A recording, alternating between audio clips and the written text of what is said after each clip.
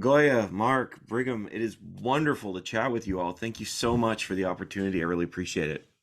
Absolutely. Great to be here. It um, Tokyo Cowboy is a wonderful film. I'm sure others have told you this because it's such a joyful piece. I absolutely fell in love with it. I'm wondering from you where did the idea come from? Yeah, so this idea goes back 30 years, actually. I had lived in Japan 30 years ago for 2 years as a missionary. And then I went back and I did a apprenticeship with a Japanese film director named Yoji Yamada. And I worked with him on the 42nd film in his long-running film series, Torasan. Um, and this is being in Hawaii at the Hawaii International Film Festival. This is kind of a full circle moment because he has a film in the festival, which is really wonderful for me. His 91st film. He's 91 years old. So right around that time, I noticed a article in Outside Magazine. The title of the article was Samurai Slickers, and it described a ranch in Montana owned by a Japanese company, and they would send workers over to this ranch to learn how to be cowboys. And that idea, that just the nugget of that idea stuck in my head for 30 years, and I just thought like this is a movie. This is a really interesting jumping off point for a movie. And then I was so lucky that Brigham was gracious enough to listen to my idea and help me develop this into Tokyo Cowboy. You know what? You bring up Brigham there.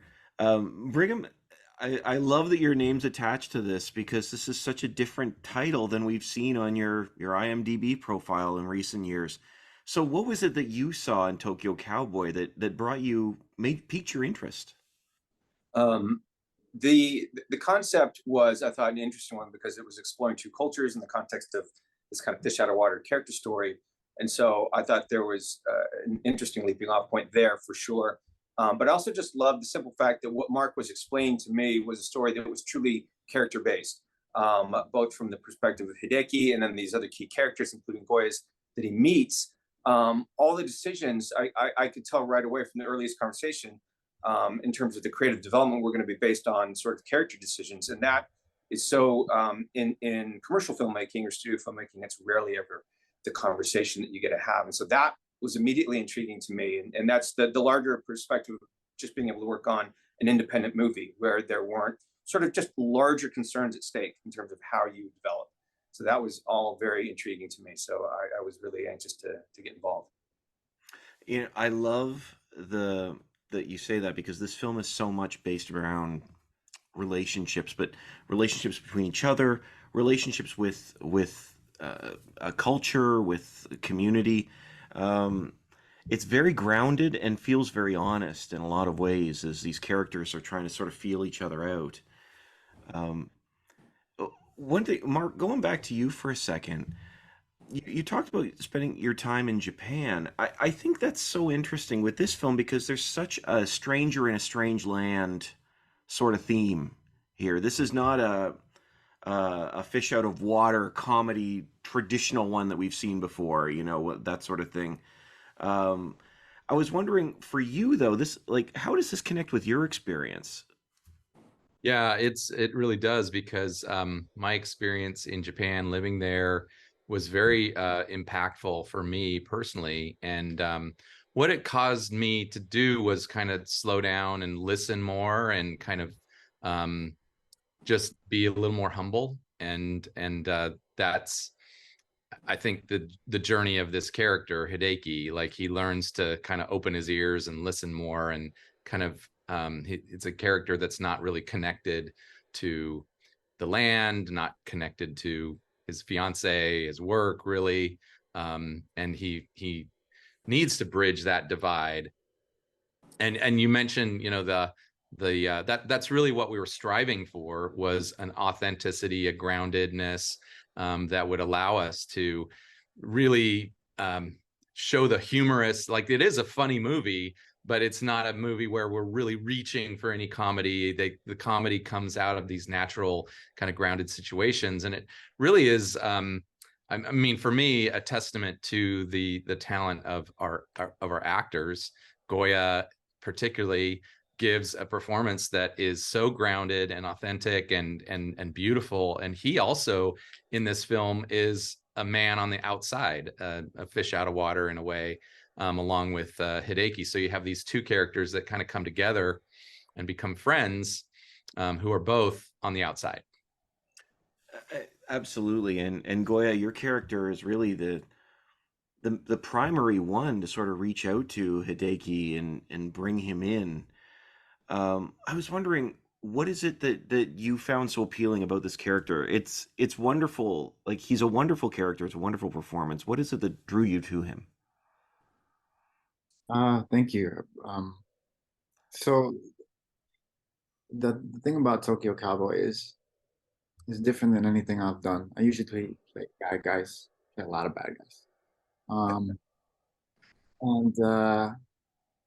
and there was something about this character that reminded me so much of my stepfather Mm.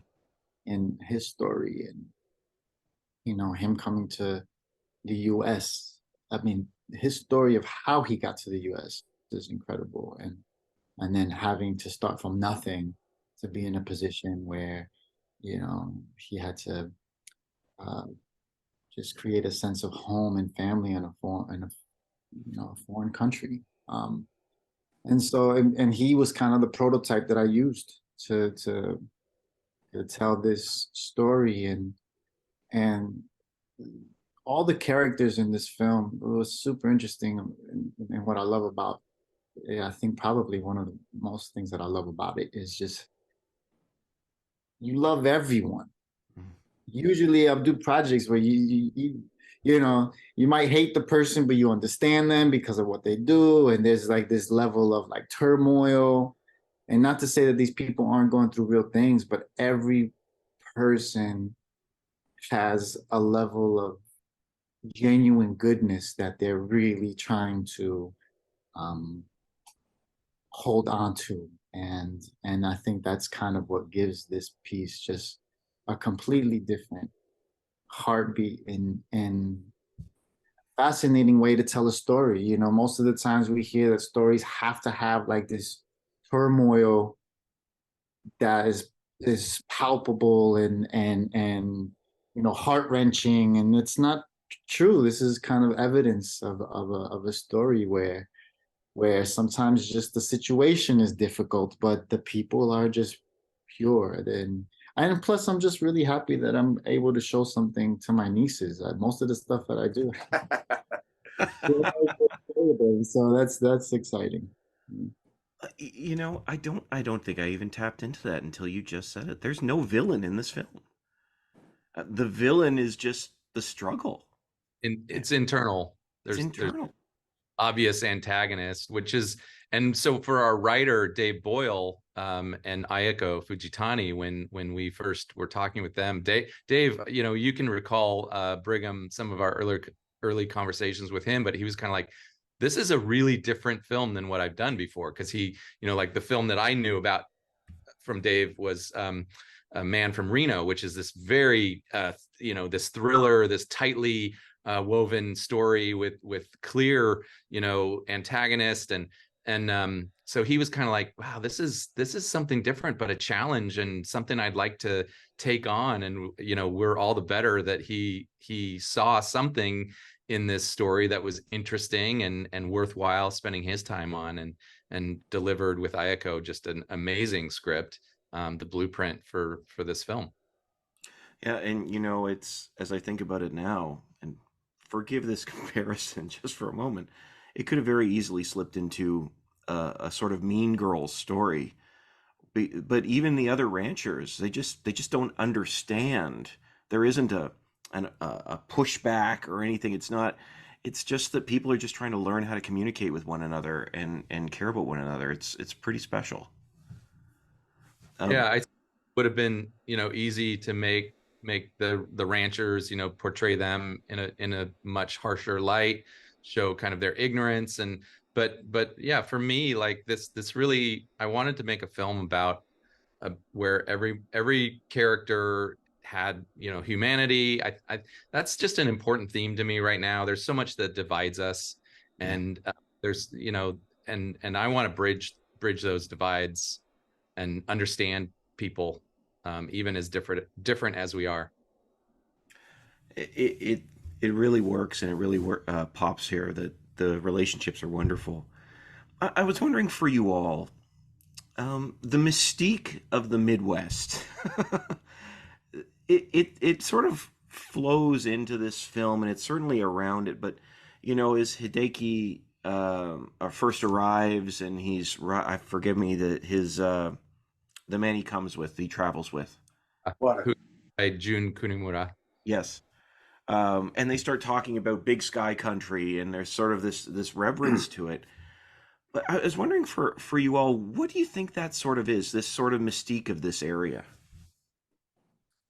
Brigham, why don't you? Yeah, take- I can speak to. I mean, it's inherent in space. I think, you know, nature is a wondrous thing, and when you happen to be in a place as uniquely beautiful as the place we shot. I mean, Montana, much of it looks like this, but in the Paradise Valley, which was our location, it is particularly beautiful. And so that it's just totally inherent in the natural landscape itself. Even though our character isn't really alive to it right away, I think it's something that takes time for him to lock into focus on that. You know, he literally focused on what's right in front of him rather than what's around him. But I think one of the nice things of the way Mark handled that is, you know, there's a lot of beautiful shots in here, but it doesn't have to over embellish anything. It's just there. It's just sort of exists. You know, in every shot where we turn our camera, we're going to sort of be experiencing an aspect of this landscape, and so I love the fact that it was, in a sense, subtle, but really, really powerful. But to your larger philosophical question, it's a big one. I don't know if I can tackle that here, but I just think that having gone there, just the experience of, just like anyone else, stepping off a plane and then out of a car and into this this beautiful valley, when you're looking up an Evergreen Peak and so forth, that you can't help but just have sort of an awe and a reverence for it. It's just really spectacular. It must be, and actually, I noticed that in this particular film, even though it's so character based, when you have those moments where they sort of pull back, it's very cinematic in so many ways. Goya, going back to you for a minute, I was wondering, like, for you being in this area, is there anything particular that, you know, in your preparation or working with whoever you were working with in preparation for your role, anything you sort of took away from this sort of area? Goya had never ridden a horse or Oh, really? How did that go? I'm a city boy, man. You know, I've never, you know, there's something. Think about the place. I think Brigham touched on it towards the end about the sense of awe, and just never underestimate what a sense of awe can do to you in the presence of. I know at the time when I had flown out, I was going through a few things. My energy wasn't necessarily what I would call, you know, I was a bit tormented just because of, yeah, I just had a few things going on. And so being there, I would think the first week was a bit challenging for me, trying to just juggle a bit of my mental health, as well as, you know, having the responsibility to create a character and be part of just this collaboration to tell the story. But there were certain things that, like, you know, on the drive there, being just in the presence of the background, these mountains for just miles, and hills, and this, and so, you know, having moments where connecting to that, and then there was a point, because I felt like there was a point where I felt like I was just either complaining too much or something. Like I just caught myself, and I'm like, you know what? If I'm gonna, what can I do? What can I do to shift my mindset so that I'm really present and able to give the kind of performance that I need to? And so I was like, what do I need? What can I obsess about? And the one thing I got to obsess about was like working with the lasso. It's really what, like, that was the one thing. That was my entry point. I'm like, I'm just gonna put all my energy in trying to get how to use it and get a particular, you know, learn a particular trick that I was trying to nail, and like a little less than 2 weeks in, nailed it. So, just like working. It was so little things like that. Like the one point of obsession allowed me to be present in other parts and other like, and then just is a master class in how to be grateful for where I am. And it's I think that all translates, in the performances, and really all the performances are in the collaboration. It's just that's what it allowed me. Yeah. Yeah, absolutely. Absolutely. And I have to confess, I'm a city boy, and the one thing I was jealous of was the lasso. I sat there and I was like, there's no way Hideki learned it in a montage. I'm sorry. That would be much more difficult. Yeah, the funny thing about that, we had this, we had the montage time to shoot, and Arata gets up there with Goya, and they're doing the roping, and darn if he doesn't nail it the first time he tries it and ropes that bull. And so then we're like, okay, now we need to back up and get somewhere you're not doing that. Show you learning. That's right. Yeah. You have to fail first. Yeah.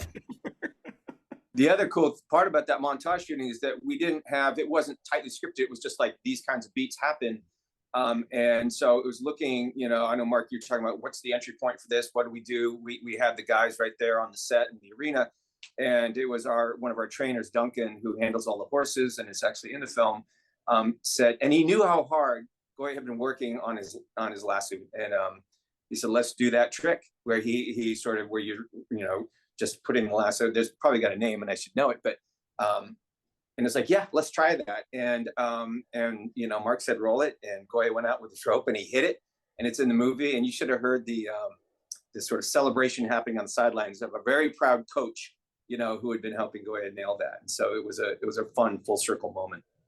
Yeah, we at that point for the montage, we really kind of brought in, and in many parts of the film, the filming process, I wanted to bring in some kind of documentary techniques. I've worked for long years in documentary kind of filmmaking, and so like just to kind of let some things happen and be in the right place to see them unfold in a very natural way.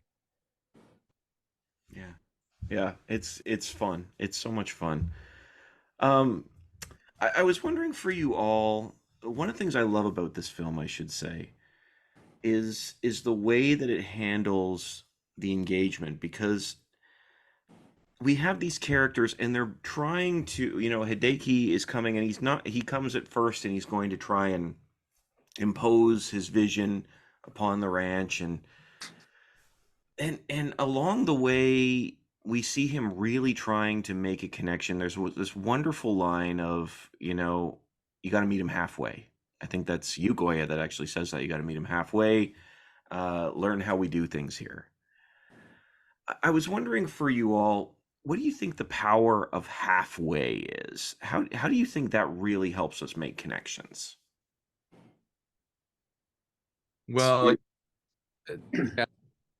again, it's just, for me personally, how I've experienced that, right? Like if I go into a situation or a culture, just assuming that I know everything, assuming that my way is the only way.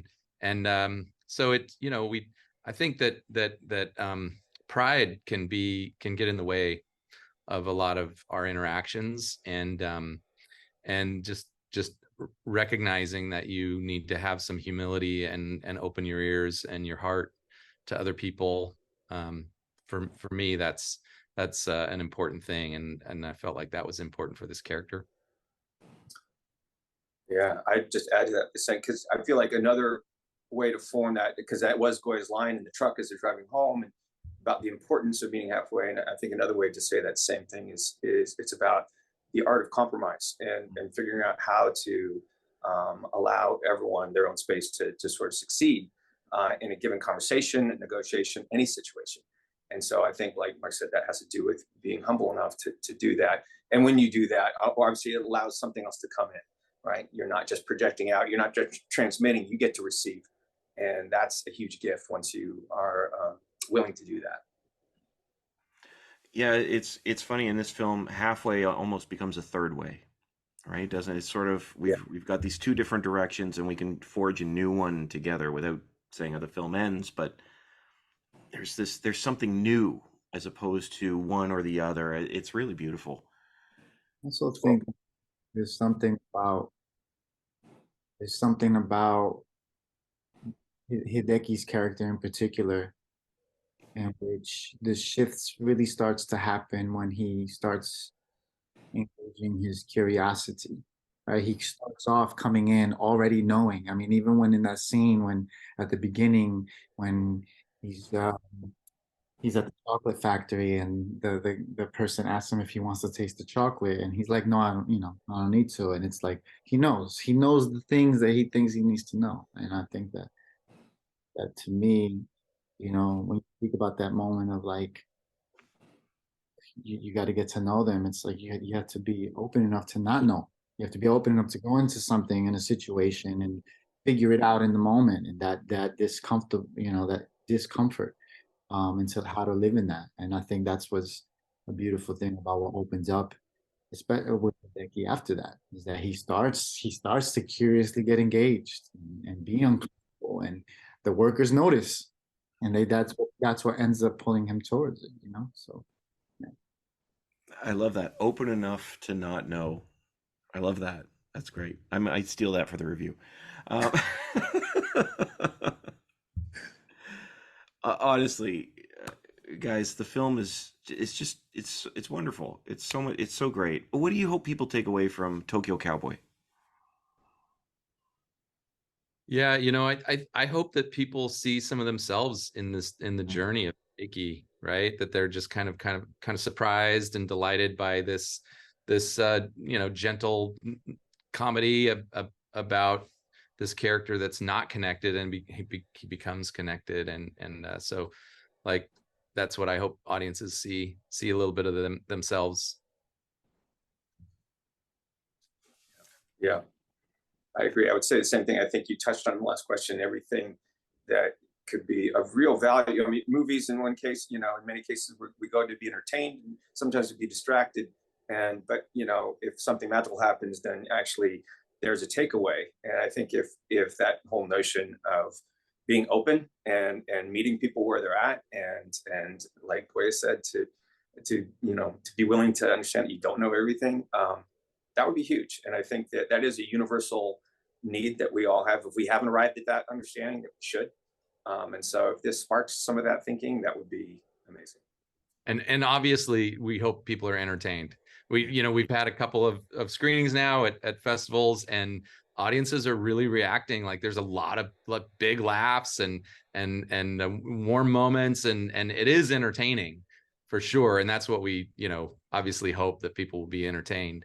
But those themes, like they come, that's what moves us, right? That's ultimately, after all the entertainment and then the feeling and everything. Yeah, I mentioned early on Yoji Yamada.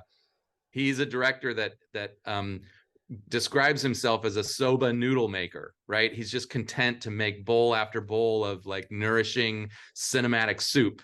And and he kind of talks about how a lot of the films are kind of these fluffy desserts, and I aspire to that. If I can make films that are like Yoji Yamada, that are entertaining and nourishing, that's definitely something I strive for. I really appreciate that. Honestly, all three of you, thank you so much for the time. This is, like you said, absolutely, Mark. The film is hilarious. It's a film, though, that laughs with, not at. It's sort of a laugh with, which I love. It's just a joy. I really appreciate the time to chat with you both, or with you all three of you. Brigham, Goya, Mark, thank you so much for your time, and have a great day. Thank you, Steve. Thanks for having us.